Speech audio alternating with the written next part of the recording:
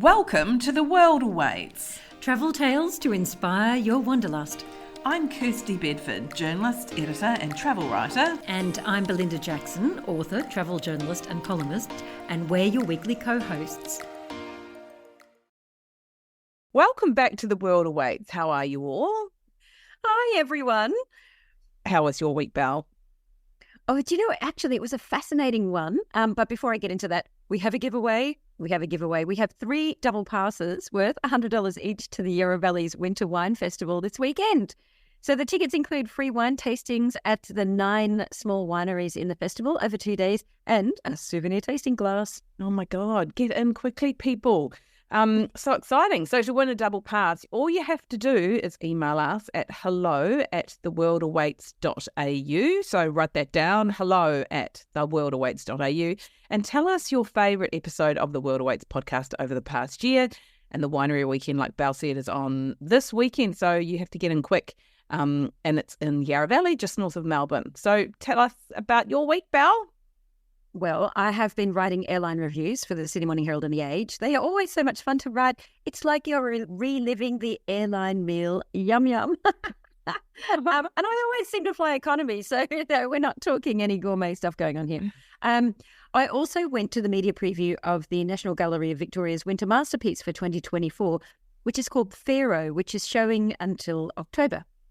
So it's really fascinating because it's their largest international exhibition. It has more than 500 pieces from ancient Egypt, which are in the British Museum's holdings. Make of that what you will. The winter masterpieces are a major draw card for Melbourne, and this one will be no exception. So we're all about Egypt at the moment. It comes hot on the heels of a different Egyptology exhibition about Ramses II, which was at the Australian Museum in Sydney. And that one's now closed. So this is your next rolling Egypt inspiration. So, having visited Egypt many, many times, Belle, tell us about what this exhibition is like, and if it is actually like going back and revisiting a little slice of Egypt in Melbourne. Yeah, it's the way that it's been designed. It's like you're walking through the tombs, those underground or sandstone walls. So it's really interesting. It's very serene. It's with calm music because you're seeing lots of architecture and jewelry and things that were uncovered from the tombs of ancient Egyptians. Remembering that they were preparing for the next life. So in the next life, you need to have servants. You need to have all of your glamorous jewelry. You need to have statues of the gods and things like that. So it's like you're creating a new house. It's not grim in any sense. Like, they just took it to the next level, and you basically start planning for the next life as soon as you become pharaoh. So it's really fascinating in that sense. The jewelry is phenomenal. There's enormous, like there's a 3-ton lion in there. Just the sheer scale of getting some of this stuff into Melbourne. It took them 8 years, to create this exhibition. So it's really worth it. It's much more restrained than when you actually go to a lot of those tombs and temples in Egypt. They are a riot of color. Like, they are so colorful, and they're just brimming with life. I'm not sure that they've captured that part of it. But if you can't go to Egypt at the moment, as you said, here's a quick tip there. And I've got to say, the gift shop is actually very good because, like all good exhibitions, you exit via the gift store, right? So go in there and buy yourself a little pair of like fabulous earrings that have been modelled on the jewellery that is on show in the exhibition. Well, it sounds like a great way to at least get a little slice of Egypt. So, so my week has pretty much been spent preparing for our trip to Europe at the end of this week. Oh my God, I'm so excited, and I cannot believe it's come around so quickly. So we're flying to Dubai. No, we've still got too much to do. Don't go. I know, my gosh. Are you freaking out?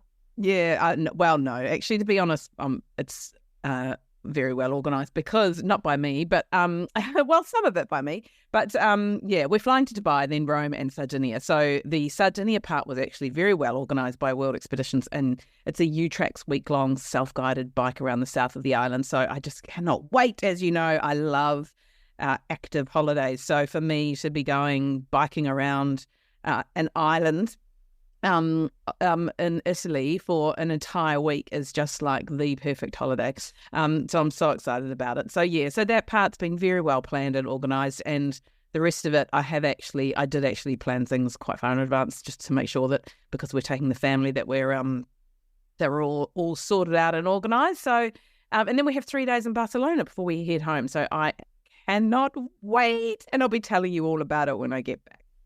Oh, amazing. We cannot wait to hear. And while you're away, it won't be nearly as much fun. But we are having our winter series for the next 4 weeks. So that means you, the listeners, get to hear some of the best interviews we've run over the last season.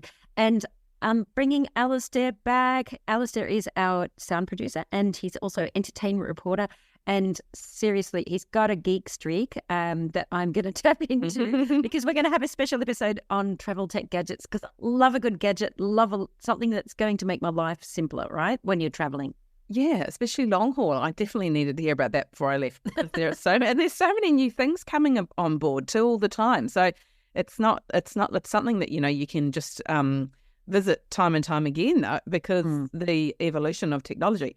So, I'll just have to save that for the next time, though. So first up this week, we're talking about some of the world's best adult-only hotels, and who doesn't want to stay in a hotel with no kids?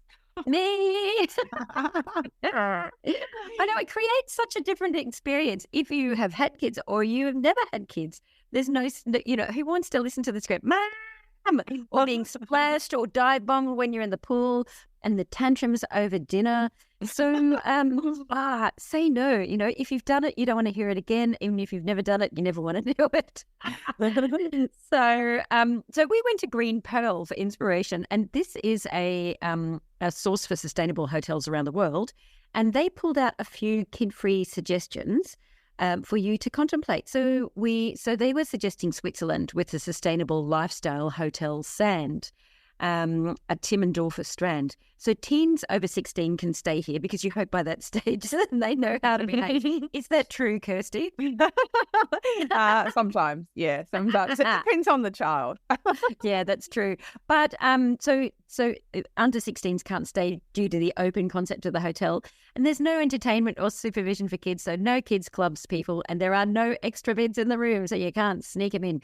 But it's close to the beach. It has a rooftop sauna on the feel-good terrace. It's got a dedicated physiotherapist that also spends time with you, discussing your individual needs and developing special massage treatments, which sounds just gorgeous. Gorgeous. Doesn't it? Rooftop sauna. Wow. Another Green Pearl recommendation is in Italy, which is Lava Mia, which is the first holistic vegan hotel in Italy, and it has made a conscious decision to only accept guests over the age of 12. And the hotel is designed to be a haven of peace and has a natural spa with a sauna, indoor pool, and a natural swimming pond. My God, that sounds nice. As well as yoga and meditation classes.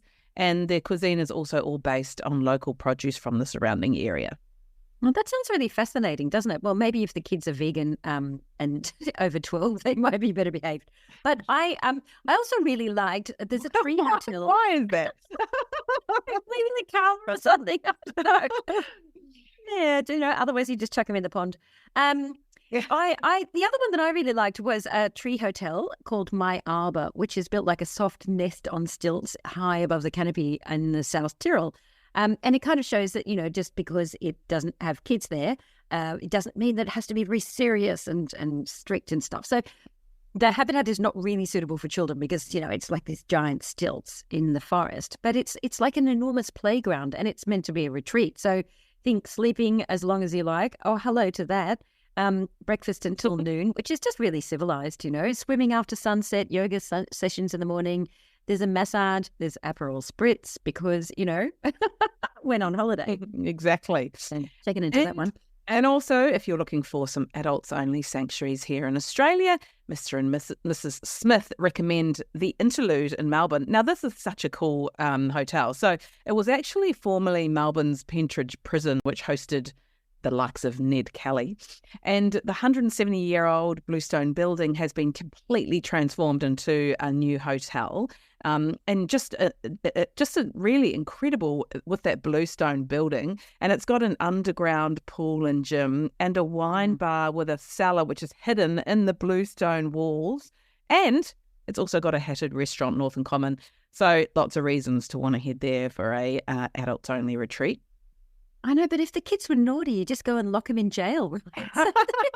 except there isn't one. But yes. That's it. You gotta tell, because the rooms are actually in the cells. Like it's just an incredible hotel. Like they've taken the walls out between 3 cells and turned them into the bedrooms. It's yeah. So if they scream, you'll never hear them.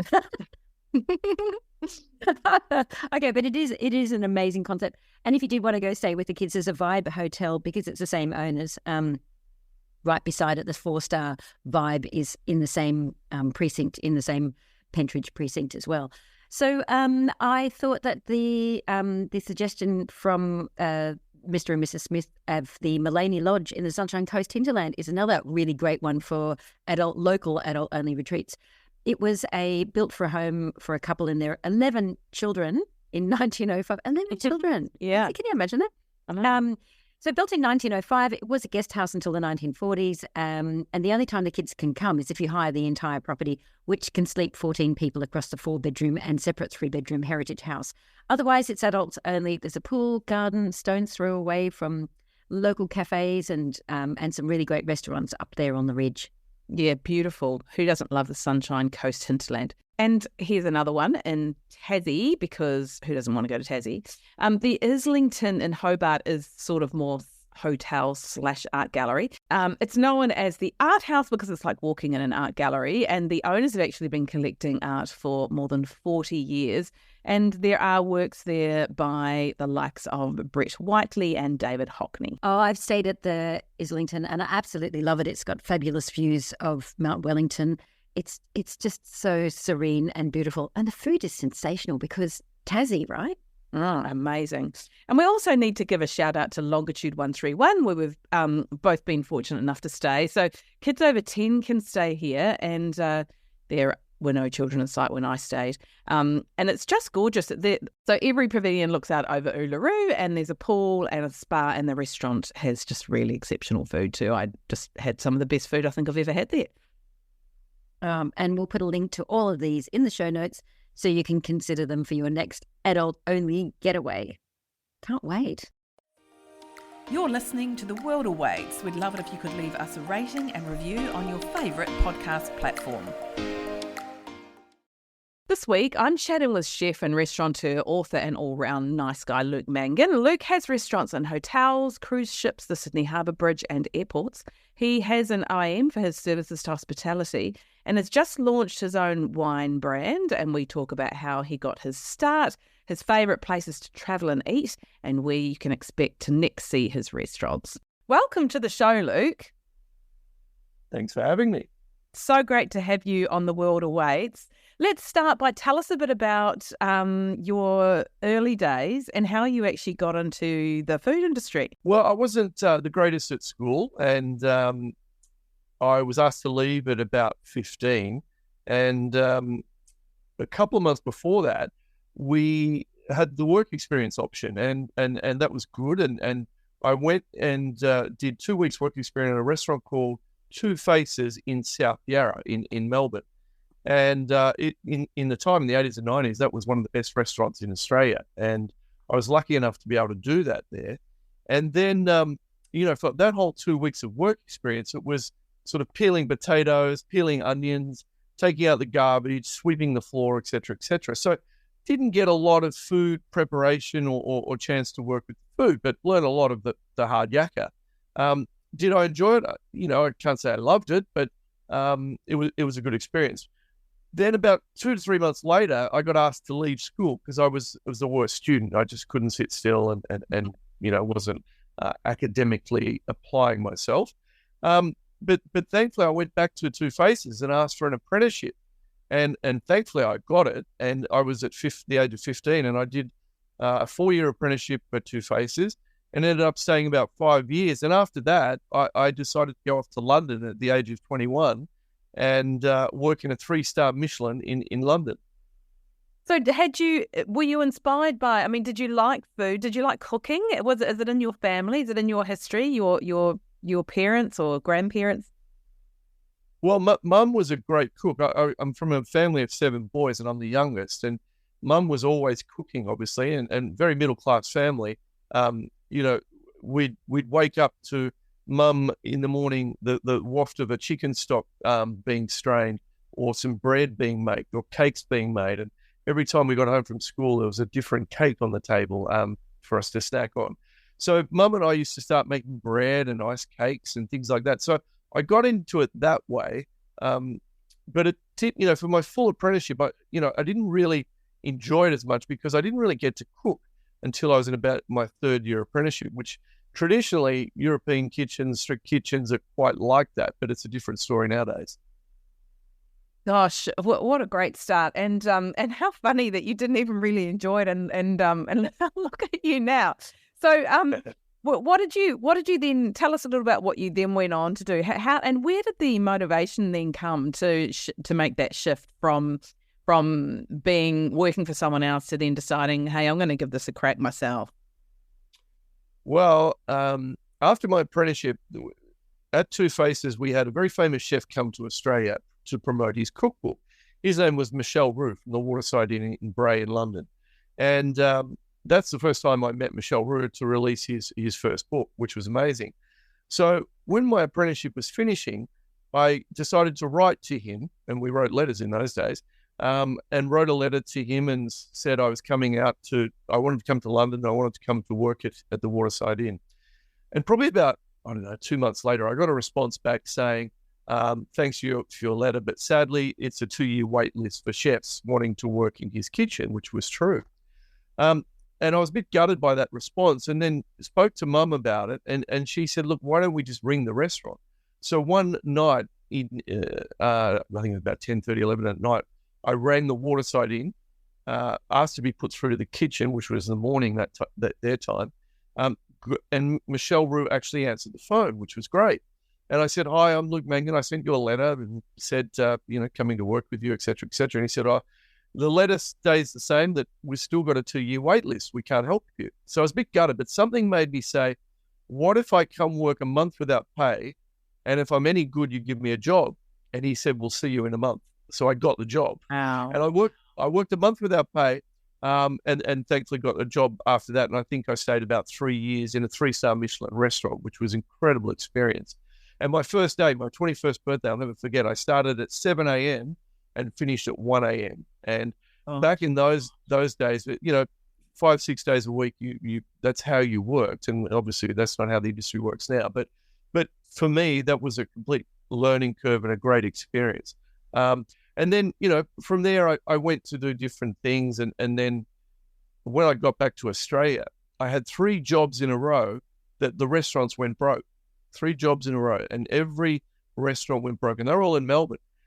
And my last chance was to come up to work in Sydney, and I saw a job advertised by Neil Perry, in fact, and it was a restaurant called Rogues in Oxford Street, Sydney. And I think this is in about 94 or 95, whatever it might have been. And remembering that 3 restaurants that I'd worked in Melbourne in the space of 6 to 10 months had all gone broke. So I went and saw Neil, got the job in a new French bistro he'd opened, all going well, 2 weeks. Then one Friday night, I'm heading the kitchen in charge, and young kid.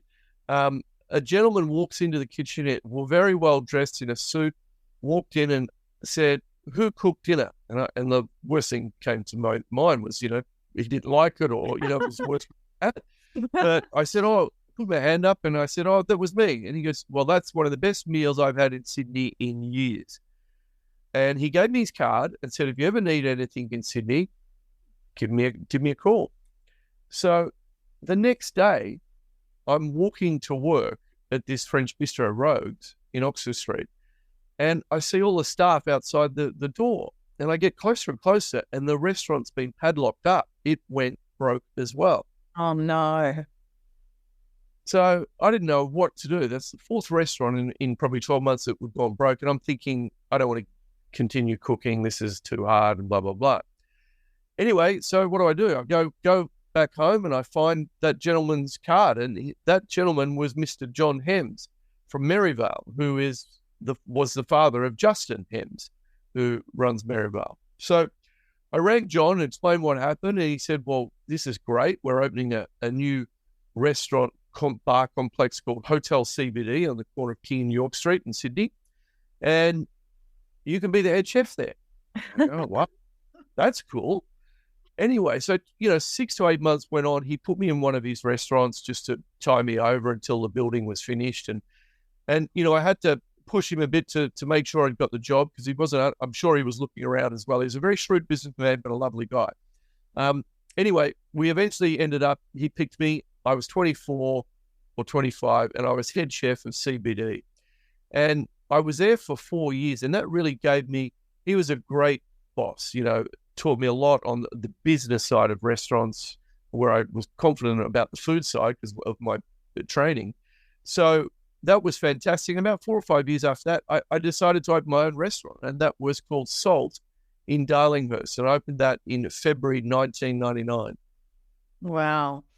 And would you say that was one of your greatest achievements, because, actually opening your very own restaurant? Well, yeah, I guess it was always a dream. My real goal was to open my own restaurant by 30, and I did that at 29. I was always sort of setting goals for myself, and I thought that was important. But however, to get that, I bought a property a few years before, sold that to borrow about $1 million from the bank. And this is back in 97, 98, and to do my first restaurant, Salt. And I put everything on the line, and it had to work. And thankfully it did. We opened, in 99, the Olympics were here, and Salt became one of the hottest restaurants in Australia at the time, because we were just in the, restaurants are all about not just the food, it's about the design, the music, the look, the feel, the flowers, the cutlery, crockery, etc. So we were in a slick boutique hotel called the Kirkton Hotel, and it was stunning. So we became pretty hot. But then I opened more restaurants, Bistro Lulu, a restaurant in Bondi Beach called Moorish. And, things started to change. Maybe I think I overexpanded too quickly. And Salt was, we were getting to the stage where we were nearly broke by 5 years into it. Our first year, we turned over about $5 million a year in turnover, which is phenomenal back then. But, I overstretched and when things didn't go so well. So I didn't renew the lease after that. And then I'd had Hilton Sydney knocking on my door in that process. And thankfully, Hilton Sydney came along, and we ended up doing a deal there. And we've had glass brasserie at the Hilton for 19 years. Wow. Amazing. And did your mum come along to your first restaurants? 100%. Yes, she did. She did indeed. She came to them all, and it was great. Oh, because given she helped you get your first break by making you go along to to give that restaurant a call. Yeah, no, 100%. It was great. Listen to mum, right? So 100%. Now you've got restaurants in on cruise ships and everywhere. So how did you come to have a restaurant on a cruise ship? Yeah, well, that's a funny story. So we've been in partnership with P&O and Carnival for about 14 years now. But I used to run a program called Appetite for Excellence, which was a program about a national chefs program or industry program where I got to find best young chef, best young waiter, and best young restaurateur. And I got the best chefs and restaurateurs in Australia to judge it. And it was one night, it was an awards night that we held in Sydney. And after the night, I'd had a couple of drinks. We'd all celebrated the night and all the winners, all the young chefs, etc. And a gentleman walked up to me and said, "Congratulations, what a great night." And I said, "Oh, hi, who are you?" Because there was about 300 people in the room, and we got talking. He said, "Oh, I work for P&O Carnival Australia and look after the restaurant hotel division." And me being a bit, couple of wines in me and probably a bit cocky, I said, "Well, we should do a restaurant one day on your cruise ships." And we kind of laughed, and that was that. And you don't think of much after that. Then about 4 weeks later, I got this call from a guy, and he said, "Look, I met you at your Young Chef Awards. We spoke about cruise ships," and I could vaguely remember the conversation. And I said, "Oh yeah," and he said, "Well, could we talk further?" And I said, "Yeah." So we went out for lunch, he pitched the idea of me having a restaurant on P&O, and I wasn't really thinking it was a great thing, because to this day, he admitted that P&O didn't have a great reputation for its food and beverage and things like that, and he wanted to change that around. His name was Sturmer Mill. Great guy, and still in touch with him today. But look, he convinced me that he wanted that to change. And I asked for a few things. I said, I want my own kitchen team. I want my own produce. I don't want, to be cutting corners. If we're going to do this, we need to do it properly. He agreed to everything. And thankfully, 14 years later, we've got about 8 to 10 outlets on P&O cruise ships. Amazing. So great. And how do you, is it, how do you ensure that the food's the same quality and standard? I mean, are you using local produce when you pull into ports, or how does that work? Yeah, there's definitely no issue with produce, because you're picking up fresh produce all the time. Yeah. And there's the team on board are fantastic. And sometimes I even say these cruise ship restaurants are more consistent than our ones on land for some reason. But I do have a group chef who's been with me for about 12, 14 years who travels around to all the restaurants as well. And I'm on the cruise ships probably 5 days every couple of months, and checking quality and things like that, where I'm spending time on the restaurants on land as well. So we're very lucky. The team on board are very passionate, and it's just a very consistent, great product. And you've also got restaurants in airports. So what made you decide to, because these are all sounding like pretty risky options, I mean, and given like you say, you went into it knowing that all these restaurants early on weren't withstanding time, and then here you are taking all these risks with like cruise ships and airports. What made you decide to go and launch a restaurant at Sydney Airport? Well, funnily enough, pre-COVID, I had 3 restaurants in the Sydney International Airport after security. We had a chicken burger shop. It was called Chicken Confidential. I had Bridge Bar and Coast Cafe. And then I had restaurants in Singapore and Tokyo and Indonesia. Now, pre-COVID, who would have thought, and we were doing Virgin Australia Airlines as well at the same time, and the cruise ships and hotels. Who would have thought, and I never thought, I was always prepared, if one of these went bad or something, I had something else to fall back on. Always had plan B. But who would have thought COVID would have stopped everything for my business? And it literally did. And thousands of other people around the world as well. Millions of other people. But I thought I was smart by having restaurants in hotel, cruise ships and airlines and things like that. Stopped it all. Anyway, things bounced back. But we lost all those restaurants in the airport after COVID. And then an opportunity came back at Qantas Domestic here in Sydney after security, outside gates 1 and 6. Great space. We have a 200-seat Luke's Bistro and Bar. Very casual, open for breakfast, lunch and dinner, open all day. And thankfully, it's our strongest performing business at the moment. Wow. And so now you've just announced that you've also launched one in Brisbane. Is that sort of along the same vein as a Sydney one? Well, we're lucky enough to be able to test the waters. So what we're doing is a pop-up, and we'll do, we're just trying to work out what brand we'll put it under, but I'm trying to think it would make sense, Luke's Bistro and Bar. And that would, that's in the domestic terminal at Brisbane Airport, in between the Virgin and Qantas gates, if your listeners know where that is. So that'll be a pop-up for 3 to 6 months. We'll see how that travels, literally. And if all goes well, you never know. And what about other destinations like Melbourne? I mean, I know you've obviously just launched your first restaurant in Melbourne in more than a decade. Amazing. Huge congratulations on that. But so what about Melbourne Airport? Is that also on the cards? Well, I think every airport is on the cards, even international. I think what we're trying to do is change the way airport food is seen. And I think we've proven it. We've been open a good 7 months now in Sydney at Luke's Bistro and Bar, and things are going great. We've got a great formula, and airport food has not been known as great. So And it's a bit like what we do at the Mater Hospital. If you think we've got the Mater Hospital in Brisbane where we do their food.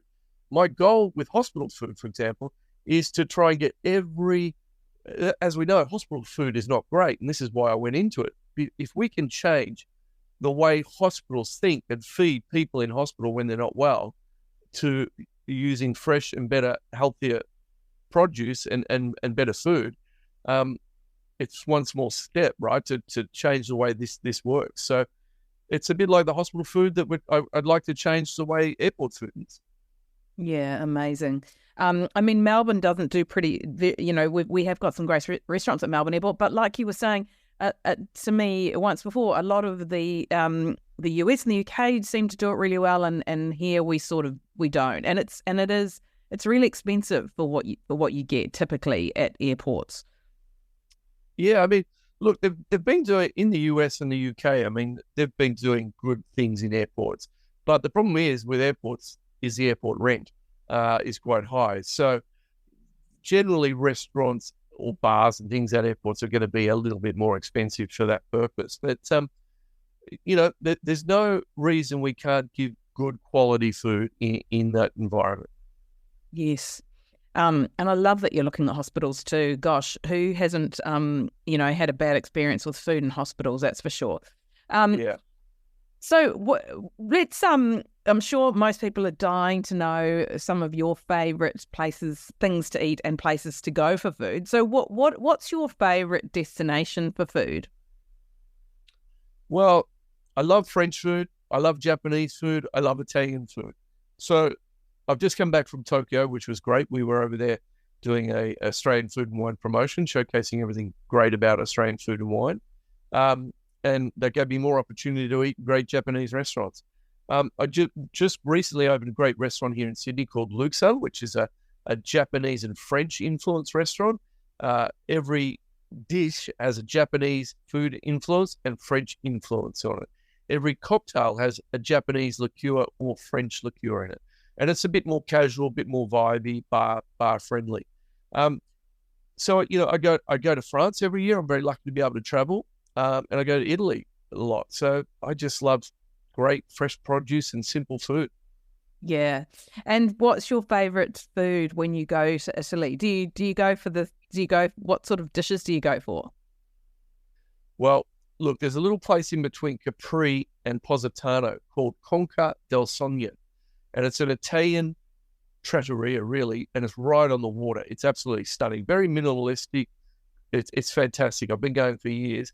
They just do a simple salt-baked fish or a zucchini linguine with basil and tomato. Things like that. One of the best pizzas I've had is in Positano, and you just from a takeaway shop, and you get a little bottle of rosé or something, and away you go. So my thing is all about simplicity and great flavors. When you love something, do you go up and say to the chef, "Hey, just saying, hey, I'm a chef, love your food"? Well, yeah, of course I do. Thankfully, when I travel, no one knows who I am or what I do. But if you have a great meal, I think it's really important to pass that on to the team. So that really motivates them, I'm sure. And what would be your go-to dish if you had your last supper? What would that be? I think it'd be a steak, chips, béarnaise sauce, and green beans with shallots, and a good bottle of red wine. and wine too, because you're moving into that area a little bit, I see. Yeah, we've got we do our own Shiraz, Chardonnay, and Rosé. So every year I take my team to Brokenwood in Hunter Valley, and we use their grapes, and we blend our own Chardonnay, Shiraz, and Rosé. And we actually blend it, taste it as a team. I get a half a dozen of my guys, so they've all got a bit of input into it. And we just about a month ago, we just blended for next year's release. So it's great fun doing it. It's a team building experience, and I love wine. We just don't stick our label on it and say, "Hey, this is our wine." We actually go make it, blend it, and taste it. Amazing. Is that an area that you think you'll build on more? Oh, well, not who knows? But we sell a lot because we sell it in all our restaurants as well. And people who come to our restaurants obviously trust our brand, and then they try the wines and love them. So we're lucky that way. Unfortunately, we're running out of time, so I'm going to have to ask you our last question we ask all of our guests, which is, what's the most bizarre thing that's ever happened to you on your travels? Well, I wouldn't say bizarre, but one day I was in Capri, and I'd had a long lunch, beautiful lunch on one of those oceanfront restaurants, and it was about 2:00, and I was Capri. I don't know if your listeners have been there. You can get a bit lost. There's old Capri and there's sort of new Capri touristy area, and I walked back and I got a little lost, and it ended up in old Capri. And a gentleman was on his scooter. You could probably see I was a bit lost, and he spoke a bit of English. We struggled, and he pointed me in the right direction. And as I walked off, he said, "Follow me." And I thought, here we go. He said, "Come to my house. I cook you some lunch." I said, "Oh, I've just had lunch. It's fine. Thank you. It's great." Anyway, his house was around the corner. He was a local who lives on Capri, a lovely, lovely guy. His name's Vic, and we still keep in touch to this day. Got back to his house, which was 10 minutes away. His wife, his son, and his daughter. He makes his own wine. His wife was making pasta as we walked in, and I stayed for lunch, and we just had their own local wine, their beautiful homemade pasta with tomatoes and basil linguine, and I stayed there for about 5 hours, and it was my second lunch, by the way, because I'd just been out for lunch. And I left there at about 6:30 p.m., a little bit tipsy, but what an experience. They could hardly speak English. I don't speak much Italian, but it was the most enjoyable experience. And the point is of that story, I think, how good locals are with tourists. You know what I mean? It was just he took me in, didn't know who I was. I didn't know who he was, but what a day I had. It was just incredible. Oh, I love that so much. Those sorts of travel experiences are the most memorable. They will certainly stay with you forever, don't they? Yeah. Thank you so much. It's been so great talking to you, Luke, and just really look forward to watching what you're doing next. I love how he credits his mum with helping him get started, because, who doesn't love a mum who shows you how to cook? And I cannot wait to try some of his wine too. Find more at lukemangan.com.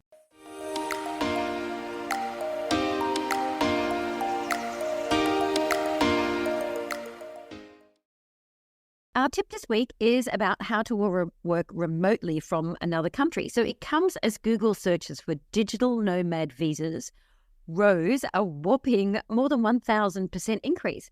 So the stats also come in as Italy announced a new digital nomad visa back in April. So if nothing else, and there was nothing else, the pandemic did give us remote working, so it's not surprising that this is now proving so popular. So the stats come from a study by travel website Places to Travel that uses Google Trends to identify the increased demand for remote working visas. And Places to Travel CEO Jason Wilson says digital nomad visas are still a relatively new way of legally working in another country for an extended period, with the first only having launched around 4 years ago in the height of the pandemic, which forced many companies to shift to remote working practices. And he says since then, their popularity has obviously taken the world by storm, with employees keen to take advantage of the new working opportunities. That's if your employer will allow you.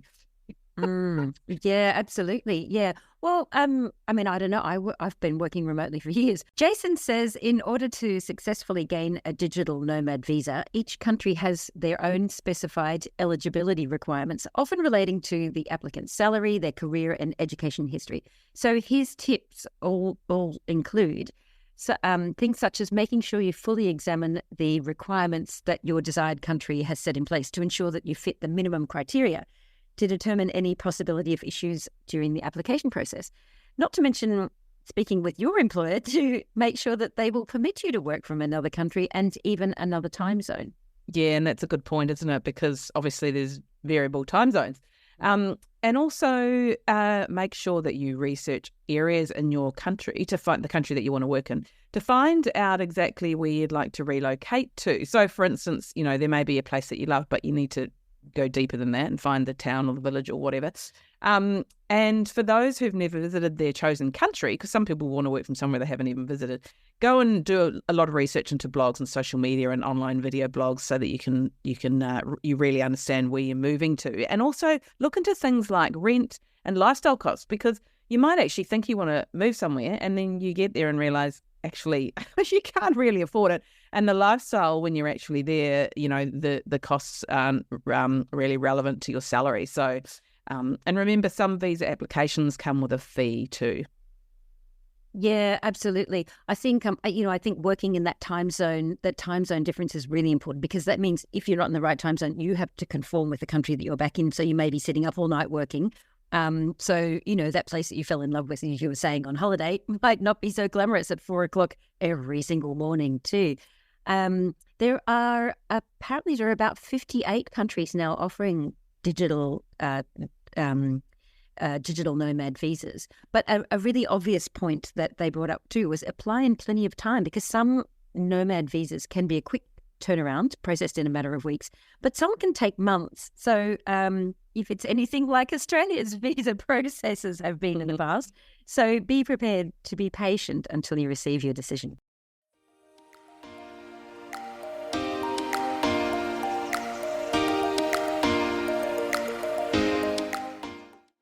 Next week is our winter series. Stay tuned, as you do not want to miss this. We will have interviews for you with some of the biggest names in travel, those travel tech tips that Belle mentioned earlier, and we take you on a journey of slow travel. And we'd love it if you could give us a rating or a review on Apple Podcasts. Click on our profile, scroll down to the bottom to ratings and review, and hit those 5 stars if you'd like to. We'd like you to. And if you're on Spotify, go to your main page and click on the 3 dots underneath our photo, or just drop us a line and say what you like, what you don't like, where you'd like us to go. And thanks for listening. That's a wrap for The World Awaits this week. Click to subscribe anywhere you listen to your favourite pods. And where can people find you, Kirsty? I'm at Kirsty Writes on Instagram. That's KIRSTIE Writes, WRITES. And where can people find you, Belle? You can find me at globalsalsa.com or on Insta at global_salsa. Thanks for listening. See you next week.